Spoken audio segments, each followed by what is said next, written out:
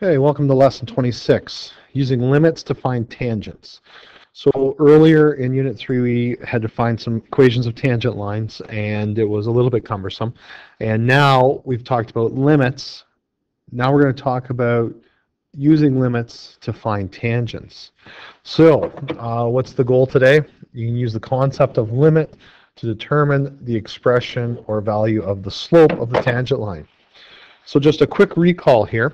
Going back to last semester, why did we add or subtract the 0.01 or 0.001x or whatever? So remember that if I give you an example here to make it a little bit more clear, let's just do x squared plus 1, and we were interested rate of change, instantaneous rate of change at the point A, which we'll call 2, 5. So what was your process? You needed 2 points, so you had 2 and 5, and then the next point was 2.001 and whatever that worked out to be. So you'd end up with something close to 5 or whatever. I'm just going to leave it blank for the moment.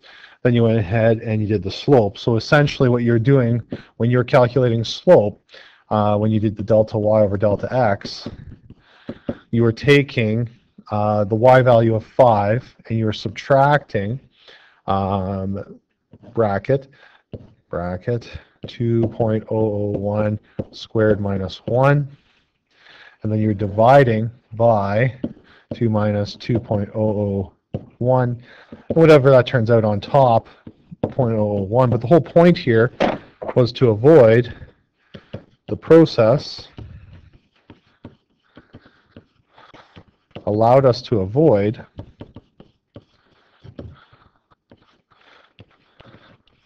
dividing by 0. So a couple of problems with this. It says it's not exact, first of all, because there's no agreed, this is how many decimal places you have to go to, and so on and so forth. So what we're now moving to is a more exact process, and we can use limits. And here is one formula. There's two formulas that I'm going to introduce you to. Excuse me. This is the one that I least like, and I'll explain the why after I do an example here. Both are very similar.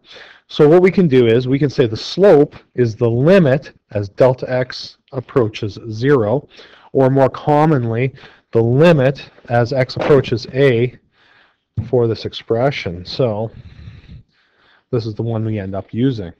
Okay, so I have an example in the application of it, and then I'll talk about what I don't like about it specifically for you. So determine the slope of the tangent line to that function at the point 1, 5.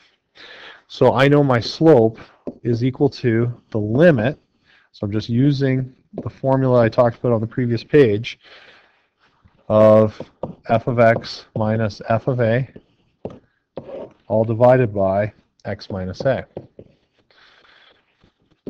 So as we go into this, what's our a value? Well, our a value is the x value in question. So that's our a value. So we're going to do the limit as x approaches 1 for the value of the function f of x minus the value of the function when we put a 1 in over x minus 1. All right. So the next step. So the a values are replaced with 1, but we keep the x's. So we have the original function, 2 bracket x plus 1 squared minus 3, subtract, and I'm going to use square brackets here. Everywhere there's an x, I'm going to replace it with a 1. So we end up with just a number here. That's divided by x minus 1. Now all that's left is some algebra cleanup here.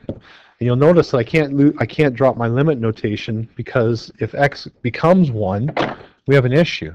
So we're still working with a function that we have a problem with, but we're just going to continue working on it, and I'll show you what happens with this. So on top, x plus 1 squared is x squared plus 2x plus 1 minus 3, and inside that square bracket, 1 plus 1 is 2, and you square it's 4, times 2 is 8. Minus 3 is 5, so we're going to subtract 5. Okay, so that right there became my 5. Make sure I did that right. 2, 4, 8, yeah. And it's over x minus 1. Again, you cannot drop the limit notation because we can't evaluate it yet. So now I have 2x squared plus 4x plus 2 minus 3 minus 5. That's all over x minus 1. Cleaning up my top, or simplifying the top, we end up with 2x squared plus 4x, and then 2, take away 3 is negative 1, minus 5 is negative 6 over x minus 1. So now we have an expression, a limit expression, and now this is like going back to the limit homework from 2 or 3 days ago. What do you do? How do you deal with the limit when you have a problem? Your first skill, the first skill you have is factoring. So let's factor what we can. And we see that on top, we can pull out a 2, which leaves us with x squared plus 2x minus 3 over the x minus 1. And the limit, as x approaches 1, for 2 bracket x minus 1, x plus 3 over x minus 1. So now our knowledge of limits, okay, allows us now to evaluate. So the limit as x approaches 1 for 2 bracket x plus 3. Do I have a problem? The answer is no, there's no denominator. So I can just substitute the 1 in and I get 8. So therefore, the slope of the tangent, slope of tangent is 8. So I need to slide back to the top, and it wants us to find the slope of the tangent line. So that's it, we're done. Okay? Slope of the tangent's 8. So here off to the side is why I don't like this method. And it's some might think it's trivial, but this is how I look at it. The problem with this method,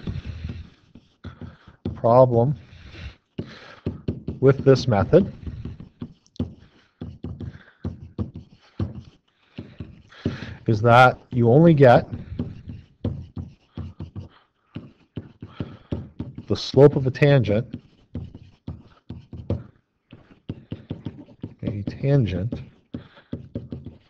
for 1 point. Okay, so if this question said find the slope of the tangent line at x equals 1 and 3, I have to repeat this entire process one more time to find that second solution. So it becomes a tedious task for me. So that's why I prefer not to use this method. Now I have people that use it on tests and exams. You're not going to lose marks. If the question only wants 1 point, you're fine doing it. But I just prefer having an expression for that. And that's what that method 2 I'm going to talk about here in a second helps set up. So back to grade 9 again. So I just want to talk about and show you where this second expression comes from.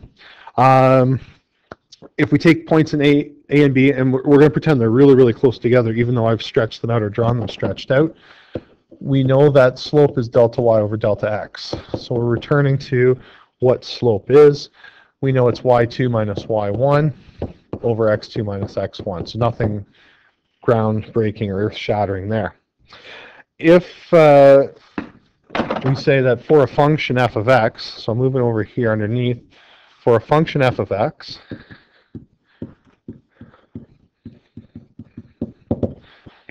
okay, we know that the first point, x1, y1, is going to be the point x in question, and then we'd substitute that value in, f of x. All right, so that's point 1. So that would be, you need 2 points to plug into that expression over here. Okay, so just so you can follow along, I need 2 points. Here's the first point. It's going to be the point in question, and then whatever the value is, the function spits out. So very, very similar to what you did last semester. Now, the second point, instead of putting 0.0001 in there, okay, so this is for my second point, you know what? I'm just going to add h. So x plus h and f of x plus h, where h is equal to 0. Okay? Now it seems kind of funny because you'd say, well, it means the same thing. If we keep the h in there, okay, if we keep that h as is, the way it is right now, we can use a limit to do the analysis. And I'll show you, if we take these points and return over here, what does it look like? So y2, so that would be the f of x plus h minus y1, which is just f of x, divided by x2 is x plus h minus x1, which is x. If we simplify the denominator, so the numerator, there's no simplification possible there. It's one function minus another. The x's cancel, and it's h. Now, I just told you that h is 0. So we have a problem. So if that's the case, if we have a problem, then we have to do a limit analysis as h approaches 0. And there we go. And this is the slope equation that I prefer using. So this is the second slope equation down here. So you don't really have to rewrite it. This is the second slope equation. And what this slope equation will do is it will produce an expression for slope rather than a particular value. So I'm going to show you how exactly this works with an example in the next video.